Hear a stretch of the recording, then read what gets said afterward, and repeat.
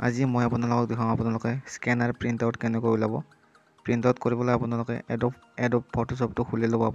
মই খুলি লোৱাৰ পাছত আপোনালোকে ডাবল ক্লিক কৰি কিনে আপোনাৰ স্কেনাৰটো লৈ ল'ব। লোৱাৰ পিছত আপোনালোকে ক্ৰপ টুলটো চিলেক্ট কৰিব। ক্ৰপ টুলটো চিলেক্ট কৰাৰ লগে লগে আপোনালোকে ভালদৰে ক্ৰপ কৰি ল'ব। মই ক্ৰপ কৰি লৈ লওঁ। লোৱাৰ পিছত আপোনালোকে এণ্টাৰ ক্লিক কৰিব।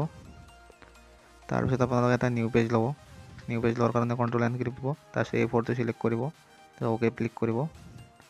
কৰাৰ পিছত আপোনালোকে ড্ৰেগ বাটনটো ক্লিক কৰিব।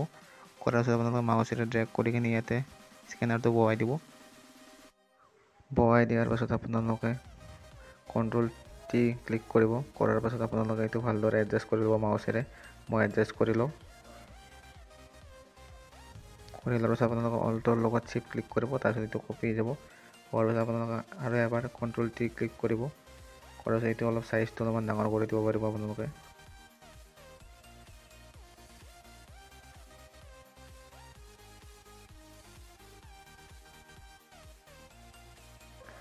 দিয়াৰ পিছত আপোনালোকে এণ্টাৰ ক্লিক কৰিব।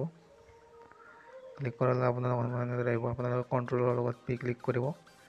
ক্লিক কৰালে আপোনালোকে এইটো স্কেলটো ফিট এতিয়া আপোনালোকে টিক দিব। তাৰপিছত আপোনাৰ প্ৰিণ্ট অপশ্যনটো ক্লিক কৰিব। তাৰপিছত প্ৰপাৰ্টিছত যাব। সেইখিনি আপোনালোকে অ'কেত ক্লিক কৰিব। অ'কেত ক্লিক কৰিলে আপোনাৰ প্ৰিণ্ট আউট হৈ যাব। মই দেখুৱাই দিছোঁ কেনেদৰে হ'ব।